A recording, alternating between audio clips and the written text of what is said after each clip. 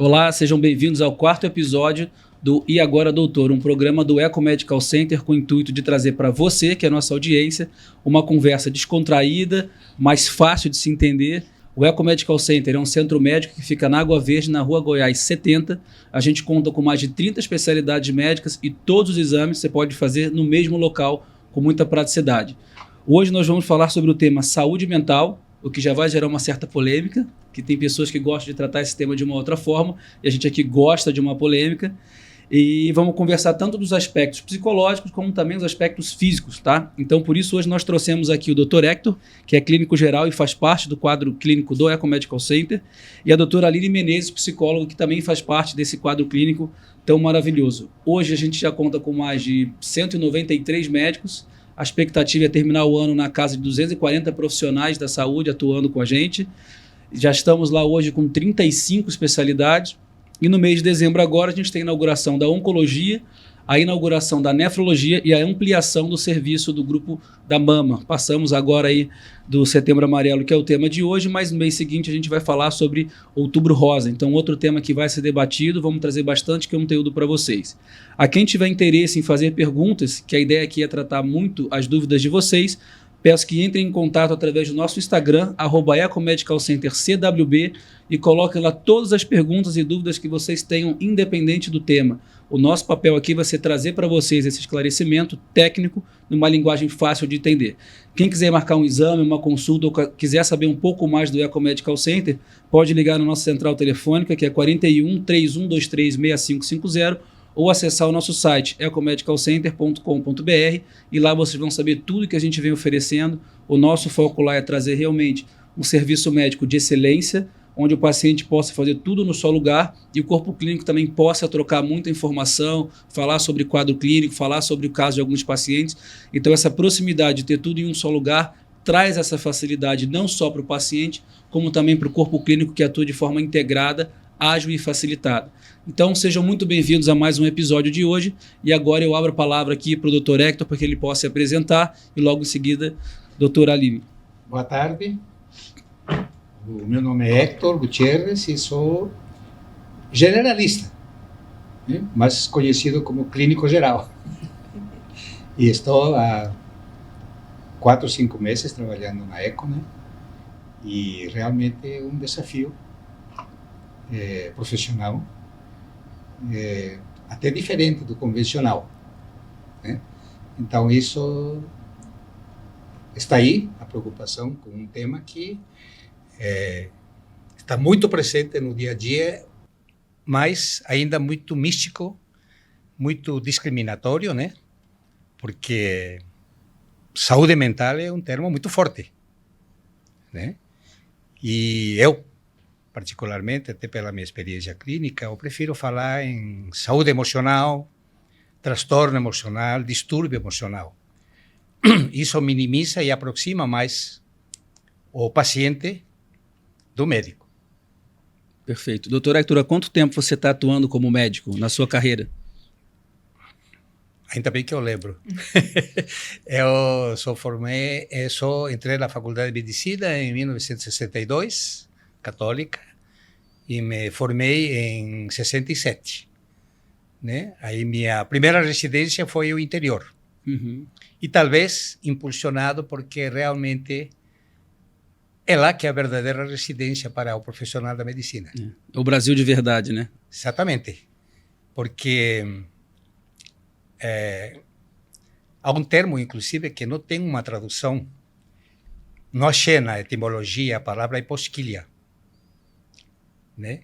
Que trata das deficiências da arte médica, né? Então, a formação do profissional de hoje, né? Principalmente pela tecnologia. Verdade. Tá?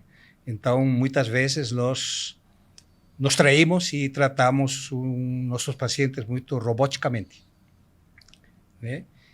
Mas isso compete à arte médica contemporizar e trazer a tecnologia como um auxiliar e não criar uma dependência dela, né? Sim. E fiquei 5, 6 anos no interior. Nunca foi minha intenção ficar no interior, E como nunca foi minha intenção ganhar dinheiro através da profissão, eu já vim para a capital e comecei a trabalhar no Hospital Santa Cruz, na Paraná Clínicas, e saí agora há pouco a convite da ECO, depois de 46 anos de Paraná Clínicas e 56 de profissão. Nós estamos muito felizes em ter o doutor conosco e é legal reforçar para a audiência por que de um clínico geral. Como eu falei no começo aqui, a nossa ideia é trazer para vocês não só o aspecto mental, emocional, mas também o que o aspecto do corpo físico acaba desencadeando algumas ações que são emocionais. Então, doutor Hector, muito bem-vindo, obrigado pelo seu tempo, é uma honra tê-lo conosco no Eco Medical Center, na equipe do doutor Azuma, e a gente tem certeza que o Eco está conseguindo, através de vocês, eu sempre falo, na verdade o doutor João Luiz fala, quem faz saúde não é prédio bonito nem serviço de atendimento, é médico. Então a gente tem certeza que com essa equipe maravilhosa que o Azuma desenvolveu, ela vem cada vez mais, né, vamos dizer assim, burilando e tomando uma forma melhor a vinda do doutor agora com a gente, com toda essa experiência que você traz. É uma honra muito grande e a gente sabe que o paciente vai reconhecer isso. Então, obrigado pela sua presença aqui hoje. Agora a doutora Aline vai falar um pouquinho dela, em seguida a gente já começa para as perguntas. Então, olá, meu nome é Aline, sou psicóloga clínica, atuo na área e tem 10 anos já, não como doutor, mas já tenho um tempinho. Trabalho com atendimento individual, casal, familiar, também realizo avaliação psicológica e é um prazer estar aqui falando sobre saúde mental e agradeço muito o convite. Afinal, esse é um tema aí muito importante, né? E é importante também a gente falar sobre as questões que vão além de transtornos e de doenças mentais, né? Aqui a gente está falando de qualidade de vida. Perfeito. É interessante falar também, né, como que você veja, a gente está juntando 2 médicos do ECO de 193, vamos fechar o ano com 240, então esse programa ele vai ser, cada vez mais ele vai ganhando forma, vai ganhando aí uma nova maneira de ser apresentado para vocês, mas é fundamental que vocês mandem perguntas, porque o que guia todo o nosso roteiro aqui é a dúvida de vocês. Quando a gente fala muito em saúde mental, fala assim em depressão, mas tem diversos outros fatores que afetam a vida, e uma coisa que eu vim aprendendo ao longo do tempo, aí, principalmente com o Medical Center, alguns casos que chegaram próximo da gente, a gente tenta também, apesar de atuar numa área administrativa, hoje de gestão do ECO, a gente tenta ajudar o maior número de pessoas possíveis, e como isso afeta a família também, né? Então acho que naturalmente nas perguntas vão surgir esses temas de família, tudo que afeta em volta de um paciente, seja ele num quadro depressivo ou num quadro de ansiedade, ou às vezes num quadro preventivo também. E como a proposta aqui é trazer para vocês essa visão do mundo real, sem muito termo técnico, já começo aqui dividindo um caso meu, né? Eu hoje estou aqui, né, como um paciente, um leigo, não como gestor do Ecomedical. Eu fui diagnosticado em 2000 e... Rapaz, tem tempo, hein? Apesar de jovem, em 2016, 12, mais ou menos 2012, 2010, eu morava ainda no Rio de Janeiro, depois acabei rodando um pouco do Brasil, fui diagnosticado com um transtorno de ansiedade. Um dia eu estava sentado na empresa que eu trabalhava na época, digitando no computador, aquela correria, início de carreira, de faculdade e tudo mais, travei, não conseguia... Né, mexer no computador, não conseguia mexer no telefone, e aí tinha um colega logo à frente, engenheiro, na época estagiário, eu falei, Tiagão, cara, não tô legal. Ele falou assim, o que houve? Eu falei, não tô legal, não sei, cara, eu não consigo, travei, não consigo responder e-mail, não consigo ligar. Ele falou, cara, mas você tá assistindo? Não tô assistindo nada físico, né, não tô com falta de ar, palpitação, simplesmente meu cérebro deu um bug aqui. Aí ele falou, cara, o que eu faço? Eu falei, liga pra minha mãe, ela morava em outra cidade do interior, Cabo Frio, 1h30, 1h40 do Rio. Falei, cara, liga pra minha mãe e eu vou pro hospital, sei lá. Você me leva? Ah, te levo. Mas era muito louco, porque meu cérebro estava travado, mas eu estava todo normal, né? Não teve nenhum efeito físico num primeiro momento. E naquele momento diagnosticado com transtorno de ansiedade, né? Fui para uma colega dela, psiquiatra excelente, e em seguida comecei a fazer o acompanhamento terapêutico e dali em diante, ainda bem que eu descobri novo, né? Toda a minha vida eu sempre fiz esporte, terapia e medicamento quando a ansiedade sobe um pouco mais. Então, eu digo, eu hoje, se consigo levar uma vida, vamos dizer assim, normal, dentro dos parâmetros, muito por conta de profissionais como vocês, que lá atrás, ainda jovem, identificaram um transtorno que ele é físico ou químico, não tem jeito, E o fato de se conhecer isso no começo me ajudou muito a ir conduzindo, né? Então, os sinais, e a gente vai falar no meio do caminho, posso me usar como exemplo, sinais que a gente sente quando a ansiedade está vindo. Se ela não for tratada, ela pode desencadear, né, nesse momento de travar, pode desencadear uma depressão. Então, hoje eu vou conversar com vocês aqui como um paciente. E realmente um paciente, porque eu sou um paciente de transtorno de ansiedade. Então, não tem jeito, vou estar o resto da vida em tratamento, não tem cura, mas tem tratamento. E graças a profissionais como vocês, hoje eu consigo levar uma vida normal, conduzir tudo de maneira muito tranquila, mas por ter esse conhecimento, esse diagnóstico. Imagina se eu tivesse descoberto agora, como é que eu poderia estar, né? Então eu dei sorte, eu costumo dizer. Bom, vamos para as perguntas aqui. Eu vou começar, peço licença para vocês para ler as perguntas, mas eu quero refletir exatamente o que veio das redes sociais para a gente. Então vamos começar aqui com a doutora Aline, mas doutor Hector, a ideia é que as perguntas sejam para a Aline, mas devagarinho os dois vão entrando e a gente vai construindo um raciocínio, tá? Sim. Temos observado um crescimento na busca de profissionais e tratamentos para transtornos psicológicos. Quando é o momento certo para buscar ajuda? Existe o momento certo? O momento certo é aquele que, quando há um desconforto, que nem quando você percebeu, né, que teve a primeira crise de ansiedade, então... Quando tem um desconforto, quando tem algo que persiste por muito tempo, algo que você vê que está fora do padrão, daquele seu padrão habitual, né? Então, quando isso persiste por muito tempo, ou alguma dificuldade, ou algum luto, algo de diferente da sua rotina habitual, pode ser um bom sinal para você procurar ajuda. Entendi. Doutor Hector, alguma coisa no ambiente físico que possa mexer com o paciente que é um sinal de que talvez está na hora dele buscar um profissional? Concordo, sim, em parte com a colocação da colega. Mas por essa mistificação, né, em relação à doença, entre aspas, mental, é que a gente nota que há uma dificuldade do paciente em procurar diretamente um psicólogo ou um psiquiatra. Então, a responsabilidade do clínico e do médico, de maneira geral, aumenta. Porque ele, associando isso, esses distúrbios de ordem psicológica a um distúrbio físico, ele procura um médico. Sim. Né? Que intermedie, embora ele possa ter já uma consciência do que acontece com ele, essa abordagem à procura do especialista. Né? Então, os distúrbios de ordem emocional, psíquicos em geral, são multidisciplinares. Sim. Né? Atingem um indivíduo como um todo. Então, uma boa abordagem clínica, né, focada já a partir da primeira pergunta que a gente faz para o paciente quando senta na cadeira na frente do médico. Como é que está a sua saúde emocional? Alguns pacientes até dão um suspiro, parece que procuram ar. Está tão automático, né? Como dizendo, puxa, que interessante, né? Nem sempre me perguntam como eu estou, e sim o que eu tenho. Né? Então, eu falei que sou muito adepto da medicina hipocrática, porque Hipócrates já dizia, né? Procure saber primeiro, conhecer a pessoa que tem o problema e depois o problema que ela tem. Então, isso já minimiza e já é 50% da consulta. Facilita o exame clínico, né? Solicitação de exames complementares, né? Terapêutico não, né? Eu sempre digo que muitas vezes você é bem sucedido na tua consulta quando o paciente sai do consultório sem nenhum papel na mão. Né? Ou seja, ele não está com uma guia tecnológica. Sim. Então, essa abordagem do paciente é fundamental. Tá? O senhor tratou um tema, desculpa interromper, mas muito interessante. Eu fiz uma vez uma consulta em Maringá, morava em São Paulo, fim de semana eu ia para Maringá, aquela correria insana, eu morando em São Paulo, minha esposa no interior do Paraná, então eu viajava todo final, desde 2011 até 2018, 2019, viajei quase todos os finais de semana tirando férias.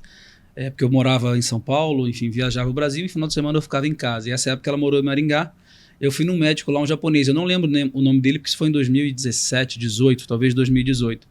Mas é engraçado, uma consulta que me marcou muito, porque eu cheguei lá, nessa época eu estava com sobrepeso, estresse, morando em São Paulo, aquela rotina insana, E eu sentei lá, não, doutor, preciso fazer um check-up, tal, que eu não me sentindo bem. Ele falou, cara, calma, senta aqui.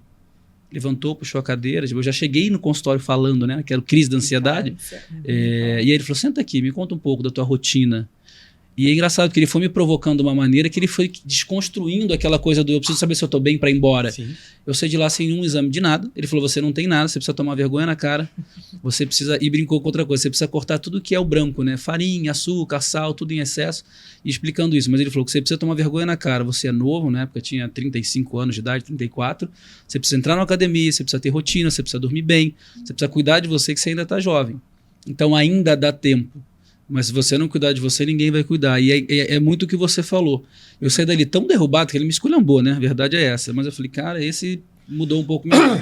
E dali em diante eu sempre me policiei ainda um pouco mais, né? Porque eu, no meu caso, acho que muitas das pessoas que têm a rotina corrida, é difícil você manter a disciplina. Sim. Então você faz a disciplina, você melhora, putz, estou bem. Aí você acaba recaindo um pouquinho na correria, comer mal, não ir para academia. A gente vai falar um pouco mais à frente sobre essa questão da disciplina. Mas foi muito o que o doutor falou. Ele realmente foi uma consulta provocativa, assim. E do ponto de vista dele, eu falei, doutor, mas você não vai nem pedir um exame de sangue? Ele falou, você não está precisando de exame de sangue. E essa é uma você está precisando de vergonha na cara. Sim, e isso é muito interessante, essa palavra provocar. Por quê? Porque, na verdade, você está dizendo o que o médico está falando para você. É o momento de você estar com você mesmo. Falou, você ainda não tem um problema, mas você vai conseguir construir um problema.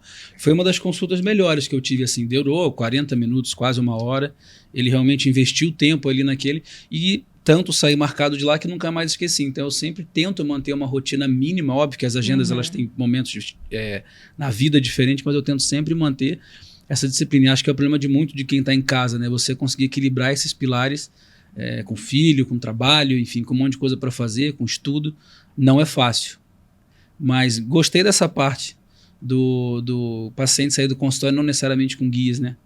Talvez ele saia cheio de perguntas e provocações. Eu acho que essa provocação é justamente isso, né? Gerar essa reflexão, né? Exatamente. Bom, continuando um pouco já nesse tema, aqui tem uma segunda pergunta. Queixas de sono, alimentação, trabalho, questão financeira, família. Isso pode ser considerado como desencadeadores desse eventual problema ou desconforto mental? Na verdade, a resposta para essa pergunta é de mão dupla. Porque tanto traumas, distúrbios físicos podem provocar distúrbios mentais, distúrbios emocionais, como disse assim, e vice-versa. Né? Distúrbios psicológicos, traumas psicológicos, desencadeia sempre na homeostase, que a gente chama o equilíbrio físico, né? Então, na verdade, como disse, conhecendo primeiro o paciente, você minimiza o entendimento disso para o próprio paciente. Né? Coloca ele dentro da própria pergunta. E aí essa provocação, talvez a solução não é um medicamento de curto prazo, né? É toda uma reconstrução da rotina dele. Exatamente. E no consultório da doutora, chega muita gente com essas questões financeira, família. O que mais hoje chega para a doutora no consultório que acaba desencadeando num desconforto aí dessa saúde emocional? Acho que geralmente acaba acontecendo o inverso disso, né? A pessoa sente o desconforto já com uma crise de ansiedade, ela já chega com uma crise, que é o que a gente recebe muito, eu recebo muito hoje, né? A questão da ansiedade é algo muito presente. Então, ansiedade, depressão, então ela já chega com os sintomas. E aí, quando a gente vai investigando, a gente vai entendendo que esses sintomas são decorrentes de situações como essas, né? De problemas financeiros, de dificuldades com o trabalho, então próprio burnout.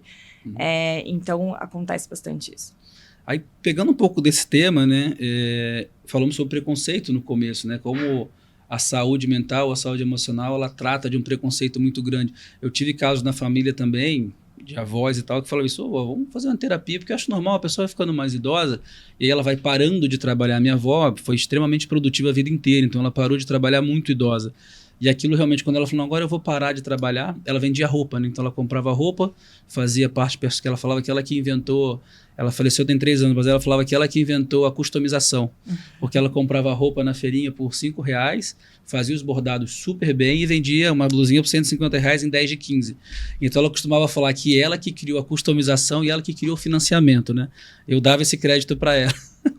Perdão. E aí acabou que eu falava, ô vó, vamos fazer uma terapia, um exercício, alguma coisa, e você via que ela tinha essa dificuldade, né? Então, esse esvaziamento das funções que ela tinha, que era muito ativa, começou a causar um quadro um pouco delicado. Então, pouco tempo depois, 1 ano, 2 anos, já se percebia mais lentidão, depois ela foi diagnosticada com uma demência senil. Tudo começou com talvez não saber a forma dela parar esse dia a dia muito acelerado. E aí eu quero te perguntar essa parte agora, como é que é o apoio familiar nisso? Porque na época eu jovem, cabeça boa, falei, ó, você tem que ir. Não funcionou, não quis, preconceito, não tô maluca, não sou doida, não preciso ir a psicólogo, não preciso ir a nada, enfim. Então ela teve um quadro ali, nos 3 anos de vida finais dela, que foi uma deterioração bem rápida. Como é que você recomenda, indica, o que você poderia falar pra gente em relação a esse apoio familiar? Como abordar a família para que a família entenda essa importância? Eu acredito que o apoio é fundamental, né? E quando a gente fala em rede de apoio, acho que é importante também a gente salientar aqui que não precisa ser necessariamente apenas a família, né? Essa rede de apoio pode vir de amigos ou de alguém que é próximo dessa pessoa. Então, são essas pessoas que estão ali por perto que vão conseguir identificar algum sinal de mudança de comportamento, vão ter essa noção, né? Como você disse, ela foi parando de trabalhar, então foi mudando as funções. Então, ter essa percepção é muito importante, né? Entendi. O doutor, acho que ia complementar. Na verdade, é interessante como que você colocou, porque o apoio que a gente fala familiar, né? Na verdade, eu acho que também é mais um compartilhamento, né? Por quê? Porque, ironicamente, né, a Organização Mundial da Saúde hoje diz que 85% da população mundial está com algum distúrbio mental. Então, nesses 85%, portanto, está a família também. Então, o compartilhamento eu acho mais interessante, né? Eu sou muito fã da terapia familiar, né? E nisso também incluindo as pessoas que fazem parte do nosso convívio social, de trabalho, né? Interessante esse ponto relacionado ao trabalho. Por muito tempo se ignorou eu não sei se era médico, mas vamos dizer que o burnout. Tá? Isso foi um atraso imperdoável para a detecção, né? A qualificação do que realmente é uma doença mental relacionada ao excesso de trabalho. Né? Ao trabalho. Então, no princípio se chamava de síndrome, né? Que na medicina síndrome é um conjunto de sintomas. Hoje já é classificada com um CID até próprio, né? Como doença mental, até forte, né? Muito forte. Sim. Tá? E que sim, precisou vir uma pandemia, né? Para acordar, né? Um trabalho em home office, né? E isso até foi uma coisa boa.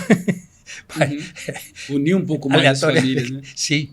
Então, há nesse, como a doutora falou, né? O apoio, né? É tão saudável para quem apoia como para quem recebe esse apoio. E naturalmente quem está sendo apoiado e tratado, a casa inteira começa a perceber melhorias. Sim, como eu digo, compartilha. O ambiente melhor. Sim, eu queria te fazer uma pergunta para o público aqui, que assim como eu, né, não é um especialista no tema, mas talvez tenha a mesma dúvida. Hoje eu já sei o que é, mas vou deixar para vocês. O que é o tal do CID que você comentou? Que hoje o burnout ele é uma doença que inclusive tem CID. O que é esse tal desse CID? É que é uma classificação internacional das doenças, que chama-se. Isso é mundial. Sim. Né? As doenças, é um código, vamos dizer assim. E ele vai sendo atualizado cada vez que existe uma nova... Sim, ou melhorado, vamos dizer assim, né? Sim. Então, ele nos ajuda mesmo para cumprir o seu compromisso com os planos de saúde, com as entidades que nos cercam, né? Para até economicamente também saber, né? Que tipo... existe uma organização de todo... Exatamente. Tem a doença A ou B, não. Existe um CID aqui tem a classificação e a subclassificação. Que ele é formalizado. E eu tenho uma outra coisa que é interessante sobre burnout. Eu que sempre trabalhei muito, então assim, eu que eu brinco, hoje eu faço terapia, desde essa época, às vezes parava e voltava, mas sempre fiz terapia. E eu já ouvi muito no trabalho, em outros momentos da vida. Hoje eu não me permito mais isso, né? Me mantenho policiado. Mas, esse cara aí tá de frescura. Sim. Eu já ouvi coisas desse tipo. Sim. Não, você vê o cara nervoso, né? Suador, depois a gente vai falar sobre os sintomas. Sim. E falou, esse cara tá de frescura, não aguenta pressão. E não é um negócio muito sério. Então, se você em casa tem algum desses sinais que a gente vai falar muito em breve sobre os sintomas de burnout, da depressão, da ansiedade, o desencadeamento que eles geram, entre em contato com a nossa central telefônica, agenda uma consulta, a Dr. Hector está lá, a doutora Alina está lá, temos outros médicos que fazem parte do corpo clínico, então a gente atende os principais planos de saúde e o nosso propósito é esse, dar essa visibilidade do que acontece no dia a dia e que vocês consigam também buscar um tratamento de forma ágil, né? Tudo que a gente começa antes, a gente consegue resolver antes. Às vezes é um pouquinho tarde demais, então não deixe de procurar ajuda, tá bom? O Eco está aqui para ajudar vocês. Uma outra pergunta, Dr. Hector, sobre isso que a gente vem falando, o que hoje as pessoas que estão aqui assistindo a gente, a audiência, o que eles podem fazer do ponto de vista físico, né, que evitem o desencadeamento dessa ansiedade, da depressão, do burnout e outras complexidades emocionais? Existe alguma coisa que a pessoa possa fazer? Olha, na verdade, quando você procura uma consulta clínica, né, você está preocupado com o teu bem-estar, né? E o bem-estar engloba o quê? Saúde física, mental, emocional, espiritual, né? E, ironicamente, saúde financeira, que eu prefiro saber de doença financeira, né? Na verdade. E que está atrelado às quatro, né? Eu falo assim, o que bagunça tudo. Então, na verdade, o que elas podem fazer? Primeiro, identificar, como a doutora falou, né, fazer um auto-podcast, né, vamos dizer assim, para realmente colocar o médico na situação de poder mostrar o caminho, ajudá-lo, né? Aí vem à mente da gente aquele célebre aforismo do mente sana em corpo são. E um impacta no outro. Se você tem uma mente sã, corpo são, mente sã. Né? Isso já é do latim, né? Antigo. Então, isso que nós chamamos de equilíbrio hemostático. Equilíbrio entre a mente e o corpo. Então, qual que é a terapia melhor para o corpo? Atividade física, né? Controle alimentar, nada com fanatismos, com estereotipos, né? A orientação nesse particular da própria nutricionista, da psicóloga, né? Não é por a doutora estar aqui, mas eu sou um fanático por psicologia. De cada 10 pacientes que eu atendo, 5, inevitavelmente, estão no psicólogo. E os outros 5 precisam ir. E eu falo assim, você tem que ter um terapeuta tiracolo. Isso mesmo. Então, isso é uma interação, né? Mente e corpo. Né? A mente, evidentemente, a gente se preocupa mais com a cognitividade, né? Que é a função primordial da mente. E, como disse, o corpo pela atividade física, controle nutricional, ambientes, né? Trabalho. Né? É uma coisa interessante, você pode, desculpa te interromper, mas essa coisa do exercício físico, né? Quando você entra, no começo é difícil, porque na primeira semana, 2, dor e tal, mas depois da terceira, quarta semana que você pega a rotina, e eu queria que você falasse um pouco sobre o lado químico disso também, você sente falta, né? Eu, por exemplo, tenho ido terça e quinta no Eco, então, para quem não sabe, também o Eco Medical Center, lá no último andar, a gente tem uma academia de ponta, que além de tratar toda a parte fisioterapêutica de reabilitação, também tem a preparação física. Então, é um espaço lindo, você faz exercício olhando para a Serra do Mar, é muito bonito. E eu voltei recentemente, consegui voltar, às terças e quintas no horário do almoço eu estou lá. E é impressionante, quinta-feira eu estava em viagem, a trabalho, não fui, eu estou sentindo falta daquele negócio. O que é esse negócio que a gente, ao pegar a rotina ali, sente falta e acho que faz parte dessa questão do corpo sã para ter uma mente sã também? Dopamina, noradrenalina. Eu costumo brincar com os meus pacientes que esse é o remedinho que eles não vão ingerir, né? Vamos dizer assim. Então, é o comprimido que está ali, mas é a medicação também, de uma forma mais saudável. Então, estar fazendo atividade física, o corpo estar em movimento é fundamental, né? Para todos os transtornos, para a qualidade de vida. Então, é essencial. E hoje, o Eco, doutora, quando você fala aqui, né? O doutor Hector falou uma coisa muito legal sobre o atendimento integrado, né? O que hoje você entende que o Eco facilita isso para o teu paciente? Qual que é o diferencial que o Eco traz para vocês em relação ao paciente hoje, nesse sentido? Hoje é uma facilidade muito grande, muito prático para as pessoas que estão ali, né? Então, a gente recebe pessoas que vêm de colegas, né? De diversas áreas, e a gente também pode permitir que essa pessoa passe por outros profissionais. Então, desde a nutrição, essa parte da academia, os seus exames, que também é uma parte bem importante que a gente não pode ignorar. Sim. Na parte da psicologia, essa parte biológica também, o que está acontecendo com o corpo, então eliminar tudo isso também, todas essas causas, para a gente poder tratar dessa parte psicológica também é importante. Então, hoje o Eco fornece tudo isso para esse paciente, tudo em um local só. Legal. Então, é bem interessante, vai ajudar bastante. E, na verdade, também, quando a Eco disse assim, sua saúde no único lugar. Isso também é bastante interessante, essa colocação, né? E complementando um pouquinho na abordagem clínica que eu falei referente à atividade física, a gente também tem que ter muito cuidado em identificar realmente o que é atividade física, né? E o que é condicionamento físico. Porque a gente nota que também a atividade física pode levar a uma dependência, se o paciente ou o cliente exagero, né? não é bem orientado. Ele acaba provocando uma doença, né? E aí o estímulo para o uso de substâncias proativas, que como a senhora falou, né? Entendeu? E também brincando um pouco, falar para o paciente que ele está engolindo uma cápsula de celulose. É isso aí.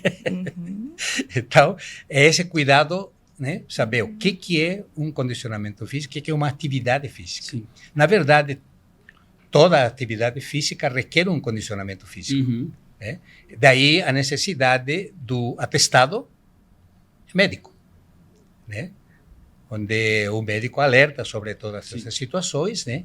Na verdade, você demora 5 minutos para dar um atestado e 2 horas para que ele entenda o conteúdo realmente a importância desse atestado, né? Inclusive já tem um projeto de lei agora que, não digo vai obrigar, mas vai fazer com que essas academias elas façam a primeira abordagem. Interessante. Né? Preencham um formulário, né? Com uma série de dados que interessam ao médico para se posicionar no que ele vai fazer. Né? Algumas academias já têm até um apoio médico, já tem médicos que fazem isso, mas sempre mandam um convênio. Então, eu quero lá, porque além disso, também você tem que fazer uma bateria de exame, tem que fazer um check-up, enfim. Preventivo ali, né? Então, você aproveita também essa deixa para completar aquela exigência, vamos dizer assim, de uma boa academia. E o quanto antes você pega, né, o paciente eventualmente numa avaliação de uma academia, está tratando ele bem no começo de uma eventual enfermidade que ninguém tinha nem ideia que ele tinha. Né? Tanto é verdade que quando você vai elaborar esse atestado, você já faz umas perguntas básicas, né? Quem que é o responsável, profissional responsável pela academia? Qual é a carga horária que você vai fazer? Que tipo de atividade você vai fazer? Qual é a finalidade? Né? É simplesmente lazer, condicionamento propriamente dito, ou é, por exemplo, competitiva? Né? De alto desempenho, né? No raro, tem paciente que chega, doutor, quero um atestado médico porque amanhã vou correr uma maratona. Que responsabilidade. É simplificado, né? Uma linguagem mais clara. Então, também essa responsabilidade é muito grande. Que está embutida nesse conceito de saúde mental, né? A doutora tratou um tema que eu acho bem interessante explicar aqui para a audiência. Vou falar no português aqui nosso do leigo. Hoje, até a gente ter desenvolvido o Ecomedical Center, o projeto que o Dr. João idealizou, e a gente veio criando uma série de coisas lá dentro, porque é o que eu brinco, o Eco, ele tem saúde, mas não é hospital, ele tem loja, mas não é shopping, tem escritório e não é prédio comercial.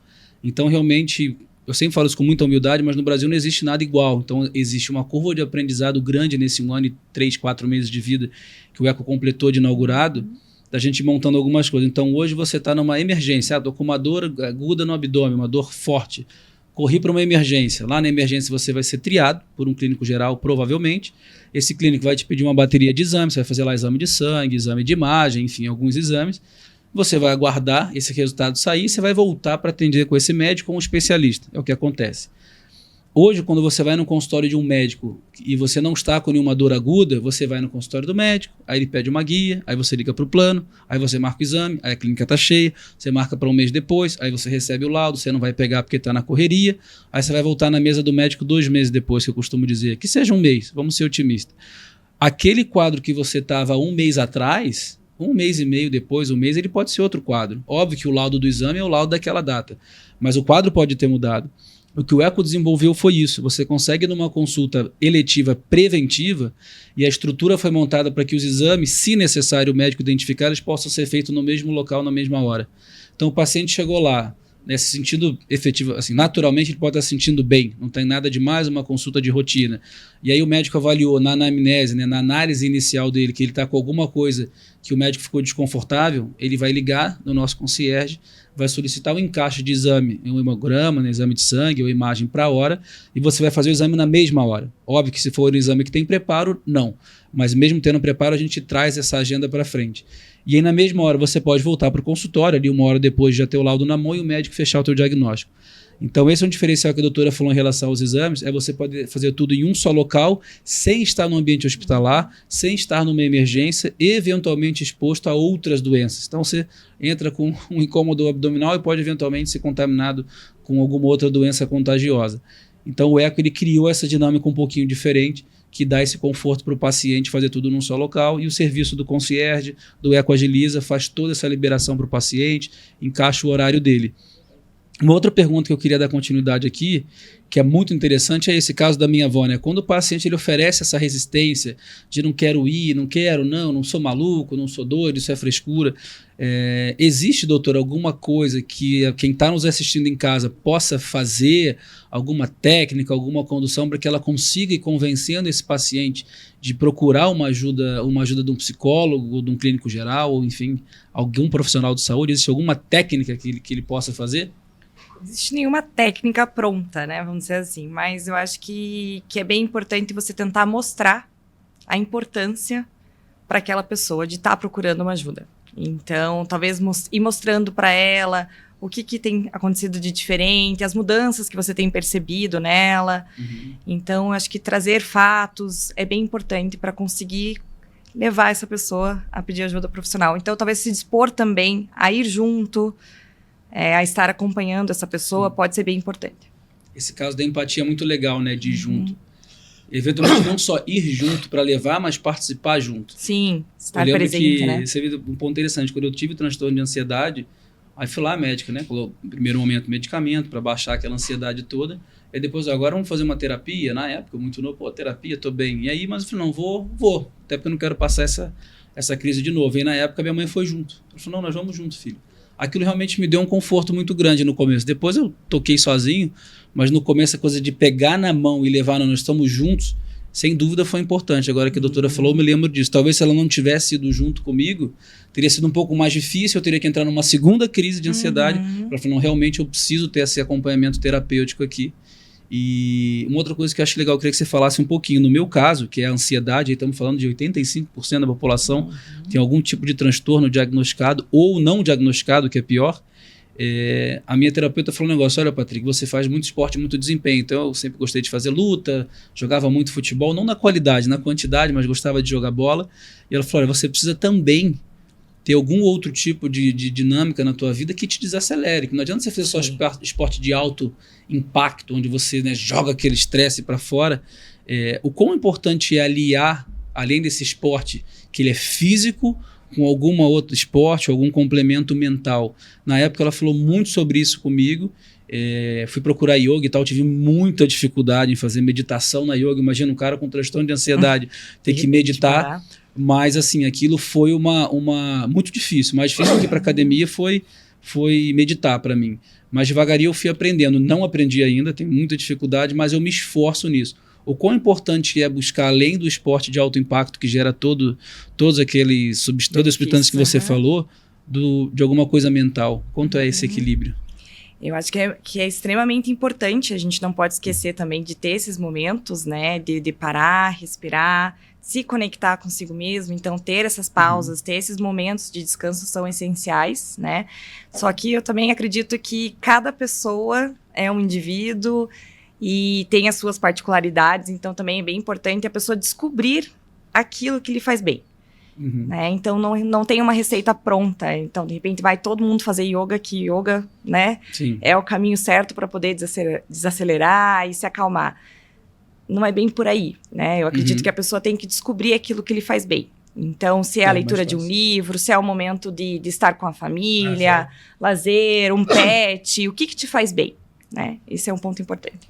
Eu gostei muito desse tema que a doutora tratou aqui, de você procurar o que te faz bem, porque realmente você, não, eu vou porque o médico me recomendou, o profissional de saúde me recomendou, é mais difícil, né? Talvez a pessoa começar por aquilo que ela gosta e dedicar tempo de qualidade com isso seja um caminho interessante a se pensar.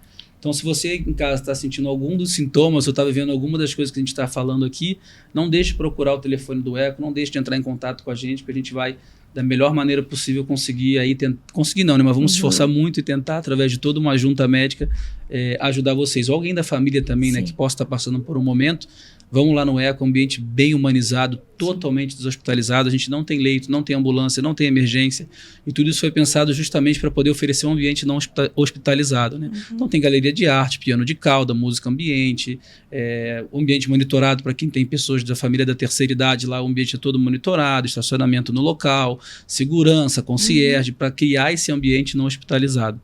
Só também acho que é um ponto importante, a psicoterapia também é para isso, né? Para que a pessoa tenha esse autoconhecimento e ela consiga descobrir aquilo que lhe faz bem.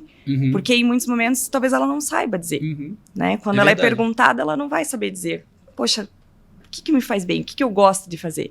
Né? E a terapia está aí também para isso. Para auxiliar nesse autoconhecimento e nessa descoberta. E a rotina, ela tira a pessoa do eixo completamente, né? Você vai entrando no automático. Quando você falou sobre essa resistência, né, em aceitar, uma aceitabilidade sobre alguma conotação psíquica mascarada por uma queixa clínica, né?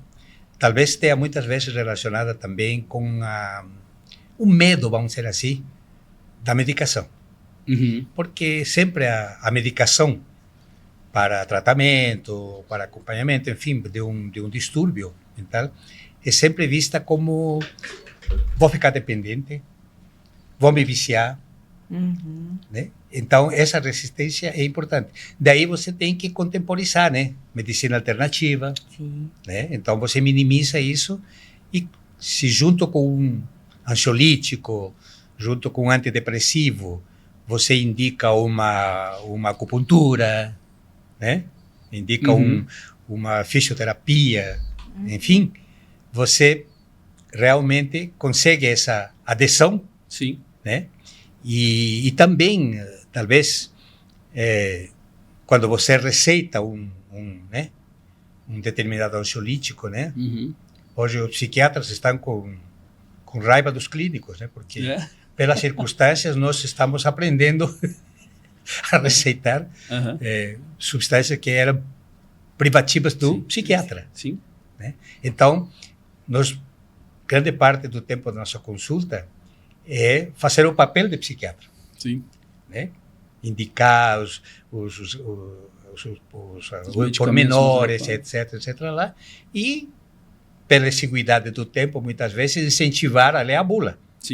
Né? Que é importante. Isso, inclusive, a leitura da bula, isso provoca também um retorno do paciente ao médico. Isso fideliza muitas vezes o paciente, porque hoje também é muito difícil fidelizar um paciente quando você atende por convênios, né? Entende por outros intermediários, né?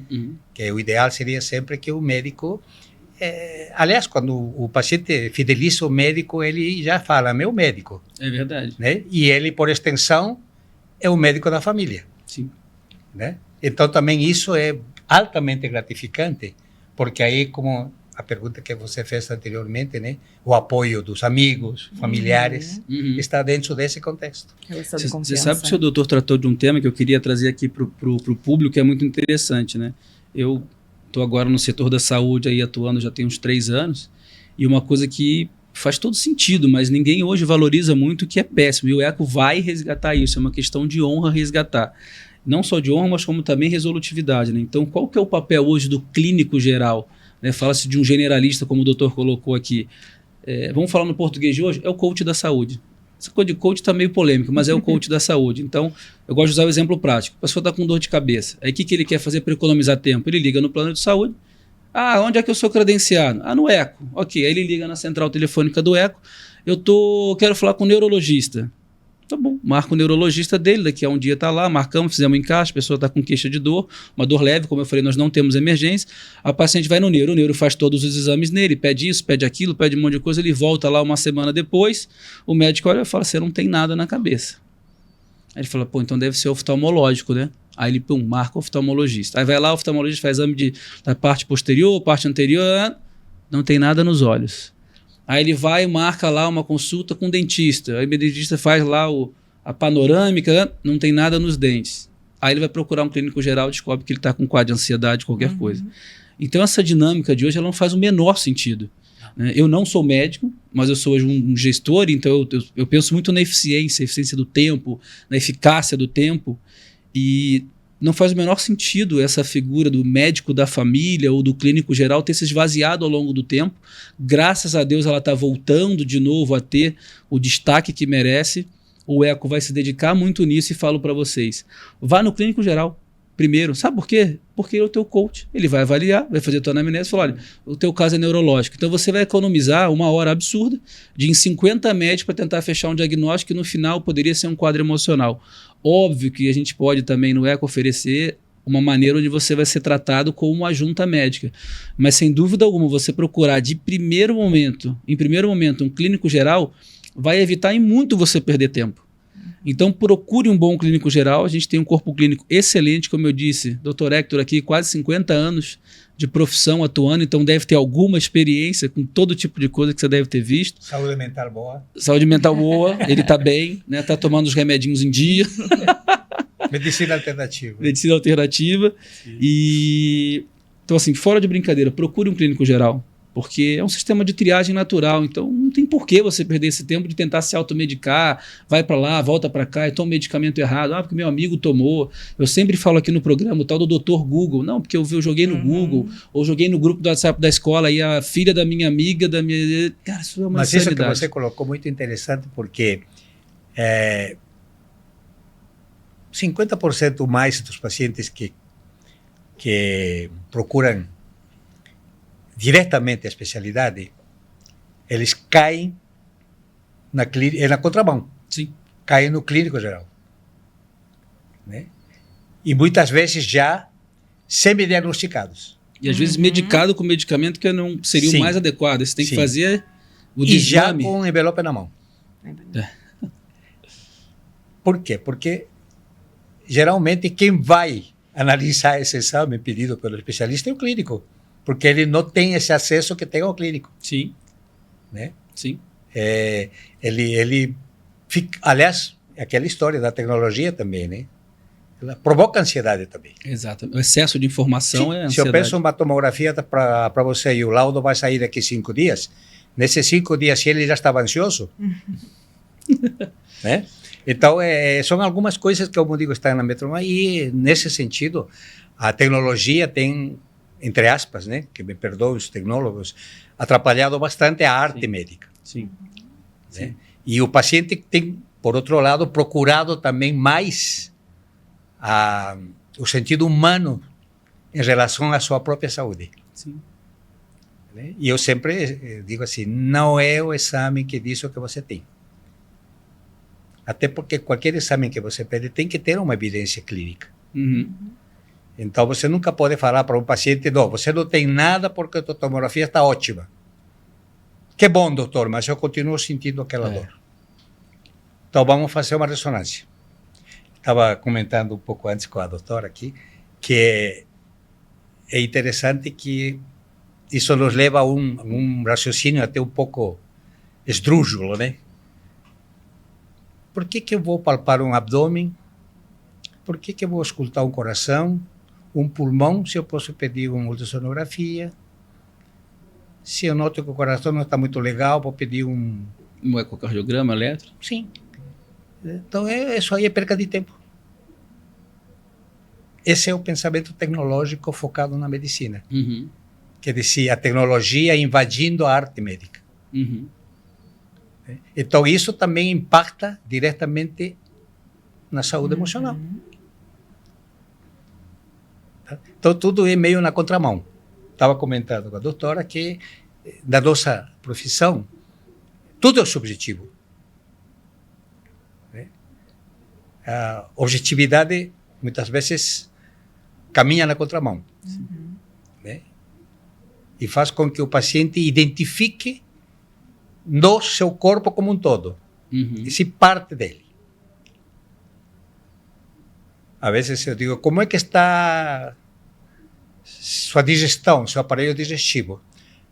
Não, doutor, está bem porque já fui no gastro. Não te perguntei isso, né? É verdade. E você fala, não te perguntei isso. É verdade. E como é pela idade, assim, como é que está a sua parte mecânica, né? Parte ortopédica? Não, isso eu já estou com o ortopedista. É interessante isso. Eu vim aqui só porque tenho uma bola aqui no ombro e gostaria de saber o que é. Então eu digo assim, calma, você está num médico que sabe de um pouco de tudo. Sim. E tudo de um pouco também, inverso. Então, essa descontração na abordagem clínica é muito interessante. Né? E realmente você abre o leque, né? Que se abre as cortinas do espetáculo, vamos dizer assim. Então, essa abordagem da facilidade hoje com que se procura um especialista é bastante preocupante. Né? Quando não, o especialista também já fala. Sim. Né? Ele vai por uma dor no joelho. Se ele fala assim, mas acontece que... Não, esse não é comigo, esse é com o angiologista, porque você está com as varizes aí. Então, parece assim uma coisa meio hilária, né?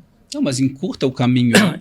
Você passa numa triagem, na triagem você vai direto para o especialista. Sim. E é muito mais fácil fechar um diagnóstico assim, né? Sim. Do que ir um monte de médico, depois juntar tudo e levar no clínico. Eu fiz isso tudo aqui. Você tem que começar a fazer ali um quebra-cabeça de reconstrução e de exames que são até descartáveis. Sim. Não necessariamente precisariam ter sido feitos com aquela queixa que ele trouxe no consultório.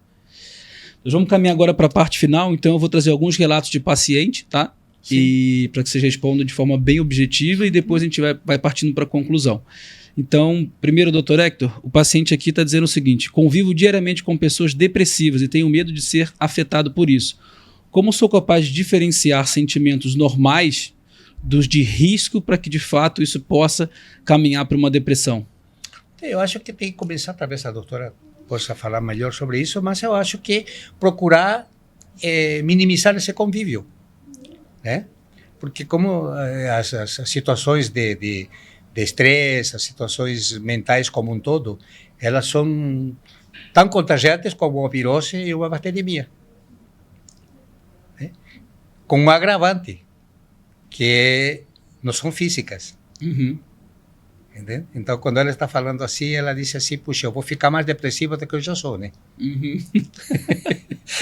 Ou mais ansiosa do que eu já sou. Sim.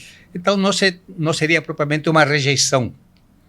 E se identificar, no caso, fatores de risco. Acho mental. Que pode ser um sinal de alerta para se cuidar. Exatamente. Né? É a luz vermelha que a gente fala, né? Que acende a luz vermelha. Até porque a medicina é tão subjetiva que nunca você faz o diagnóstico propriamente dito numa primeira ou segunda consulta. A gente fala hipótese diagnóstica. Muitas vezes você diagnostica, faz o diagnóstico correto depois que o paciente já passou pela terapia, enfim, algum desfecho mais indesejável, né? Então a gente não coloca sempre como diagnóstico propriamente dito, hipótese diagnóstica. Né? E para elaborar isso também, aí vem o que a gente chama-se multidisciplinar, né? O auxílio das diversas especialidades. E hoje, em se tratando do tema, a psiquiatria e a psicologia. Estava comentando com a médica que antigamente o psiquiatra e o psicólogo não se ficavam, né? Até que descobrirem que um depende do outro. Depende do outro. Que é essencial então, trabalhar isso junto. Desmistifica também a figura do psiquiatra. Sim. Né? Que todo mundo que vai para o psiquiatra é louco. Isso aí, mesmo de uma maneira hilária ou coisa, mas impacta, sim. Sim. Né? Então, eu estava até falando com a doutora que quando eu decidi fazer uma especialidade, eu comentando com minha filha, digo assim, filha, eu vou fazer psiquiatria. E a minha filha você disse assim, você está louco, pai. Então, é simplificado porque, independente disso, eu decidi não fazer mesmo psiquiatria. Entendi. Então, realmente, o tema é muito interessante e abre um leque para muita outra. Perfeito. Vamos para um segundo caso que eu achei interessante.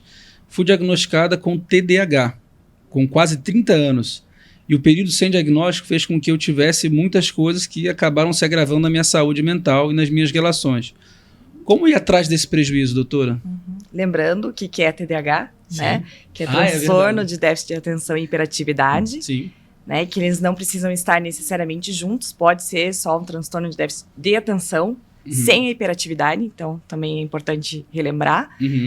Né? E quando já é descoberto tardio, traz bastante, sim, prejuízos para a vida dessa pessoa, né? Então, o que ela pode fazer, né, para minimizar um pouco isso? É conhecer bastante, se informar bastante sobre o que é o TDAH, o que isso implica na sua vida, né? E buscar informação. A terapia também vai auxiliar nesse processo de descoberta e das crenças também relacionadas às suas habilidades, às suas competências, as suas dificuldades que foram aparecendo ao longo dos anos, né? Excelente. Tem o último aqui para a gente partir para a conclusão, que fala o seguinte: minha filha na escola apresenta um índice cognitivo muito mais alto, já está aprendendo a escrever, falar e ler com uma idade muito nova, e os coleguinhas não estão no mesmo ritmo. Nesse caso, eu converso com as professoras para adiantar a criança ou mantenho ela como está? Como é que ela pode conduzir isso, essa mãe? Tá, nós vamos ter que cortar, porque eu não trabalho com criança, então eu prefiro, né? Eu só então, trabalho a partir dos 16 anos. Então vamos para o outro. Mas isso é interessante. É interessante, se o doutor quiser responder. Sim, porque identificado, a indicação é alguma escola especial. Procurar um especialista. Sim.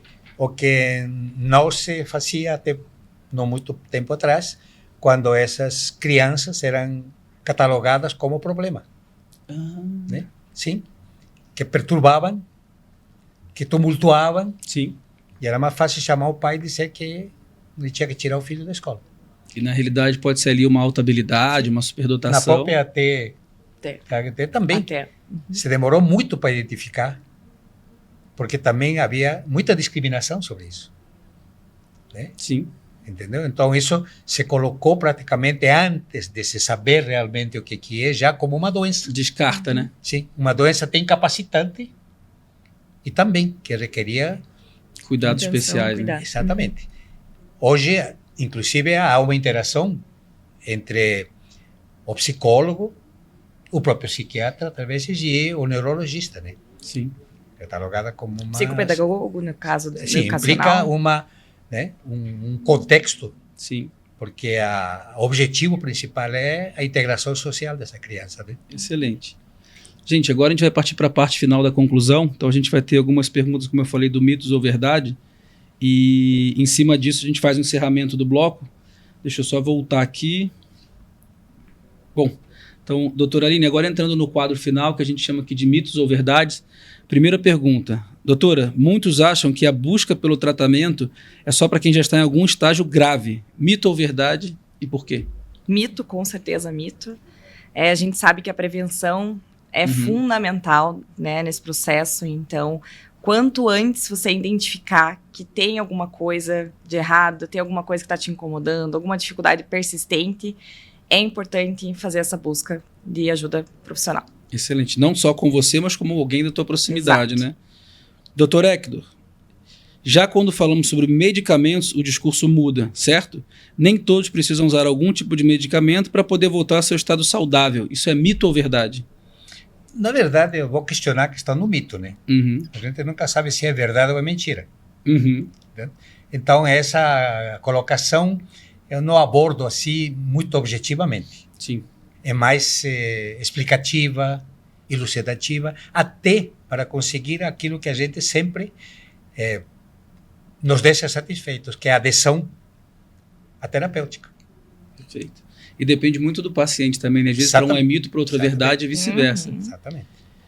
Sobre medo do uso de medicamentos, principalmente relacionado ao uso excessivo e ao vício, o que há de mito ou verdade em relação a essa tal da dependência do medicamento? É o que eu falei, por exemplo, está em situações inusitadas. Estava falando sobre a pandemia. Uhum. A pandemia criou distúrbios mentais, distúrbios emocionais, porque não tinha a consulta presencial, Uhum. que em se tratando de saúde emocional, saúde mental, É fundamental. é fundamental. A tecnologia ajuda na sequência, evidentemente. Né? Tanto isso é verdade que quando os pacientes aleatoriamente procuram médicos para renovar receitas, você tem que ter muita paciência, orientá-los, tem que ter protocolos, que a cada 3 meses ele tem que passar sempre por uma reavaliação, né, clínica, psiquiátrica ou psicológica, para saber se ele deve continuar, Mudar, por que não deve lá deixar, e quando vai deixar, como deixar, como é que né? faço, que nós chamamos de desmame, né? Sim.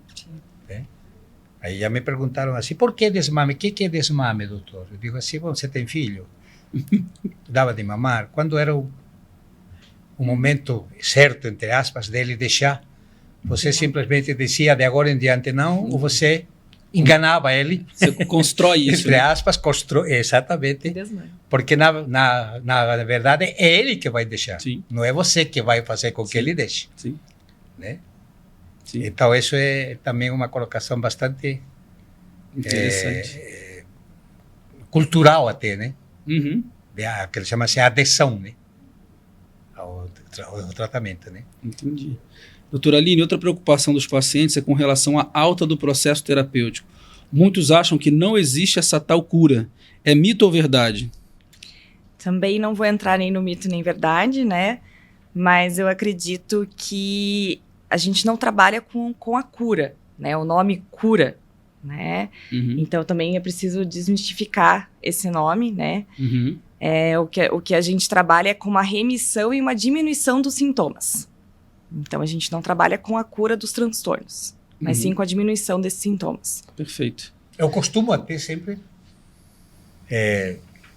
falar sobre o pai da medicina moderna, Avicena, é um árabe filósofo, que ele disse assim que a imaginação é a metade da doença, a tranquilidade é a metade do remédio e a paciência é o caminho para a cura, que é o que ele dava. Cura é uma coisa muito sem universo, Uhum. né? É uma coisa muito individual.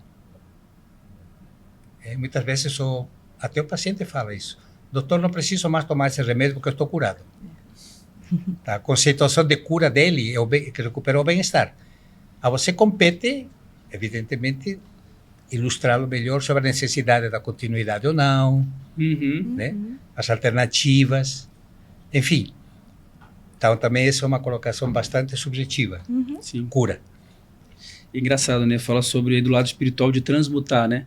Que mudar não basta. Mudar você pode mudar de novo e voltar, mas quando você fala em transmutar, a Exatamente. transmutação não tem volta. E é interessante essa coisa da cura, igual eu falo, o meu caso do transtorno de ansiedade diagnosticado, graças a Deus, de forma precoce, é um acompanhamento eterno. E você tem que aprender a lidar com ele, entender esses sinais, né? Eu queria reforçar aqui muito isso, essa questão dos sinais. Você teve um sinal, você tem que aprender a se conhecer. Hoje eu consigo exatamente entender quando é o meu sinal da ansiedade vindo Sim. e tomar as medidas da meditação, de ir para academia para segurar aquela ansiedade. Entender quais são os ambientes que me colocam de novo naquele eventual processo de construir uma crise. Então esse autoconhecimento eu acho muito importante. Eu brinco, não é coisa para maluco, não é coisa para doido. Eu tenho uma vida normal, tenho família, tenho filhas. A gente vem desempenhando um trabalho super bacana no Ecomedical Center. Então, esse mundo que a gente vive de muita informação, ele naturalmente traz complicações que são diferentes de 40, 50 anos atrás. E elas tendem aí cada vez mais acelerando para o futuro, né? Vejo minhas filhas com 1 ano e meio e 3 anos, mexem já no celular. Eu evito muito, mas também não dá para proibir esse negócio. O nível de interação que elas têm com a tecnologia, o desenvolvimento é outro. Né? Então, eu acho que essa nova geração, então, para quem às vezes, quem é pai, para quem é avó, para quem em breve vai ser pai ou mãe, tem que realmente olhar isso com muito cuidado, porque eu acho que essa coisa da ansiedade e aí que gera o burnout, que gera a depressão, pessoas que acabam chegando ao limite, né, de tirar a própria vida, o que é uma tristeza absurda. O Dr. Marco César, que é nosso gestor clínico lá, sempre fala isso, né? que tudo que vocês fazem de estudar, se dedicar para tratar da vida humana durante 10, 20, 30, 50, 100 anos, se for para salvar uma vida, já valeu a pena. Então, isso é uma das marcas também que a gente leva no Eco Medical Center, que se uma vida for salva, valeu a pena tudo que a gente fez nesse projeto, nesse empreendimento. Caminhando para a parte final agora, então, eu quero agradecer imensamente aqui o Dr. Hector, clínico geral, faz parte do Eco Medical Center. É um prazer muito grande. Doutora Aline também, psicóloga, faz parte do nosso corpo clínico. O programa foi muito rico, muito bacana. Pude falar um pouco de mim. Eu gosto de me usar como exemplo, porque acho que a gente tem que se desconstruir e mostrar a fragilidade também, porque todo mundo é ser humano, todo mundo tem uma vida corrida e, infelizmente ou felizmente, esse é o normal do dia a dia. Então, Você foi um ótimo paciente. Eu deixo aqui a palavra com o Dr. Hector para encerrar a sua parte, em seguida a doutora Aline. E mais uma vez agradecer a vocês, agradecer a audiência, deixar aqui mais uma vez os nossos contatos do Eco Medical, que é 41 31236550 e nossas redes sociais @, Eco Medical Center CWB. Mande suas perguntas lá, participa com a gente, que vocês juntos a gente consegue construir um quadro muito produtivo. Dr. Hector, te deixo a palavra aqui. Extremamente gratificado pelo convite, né? E até pela oportunidade de fazer um pouco de marketing da empresa onde eu estou trabalhando agora, né? Que o nome Eco não é à toa, né? Uhum. A gente espera que realmente o nosso jeito de fazer medicina, que é bastante criativa, né? Sim.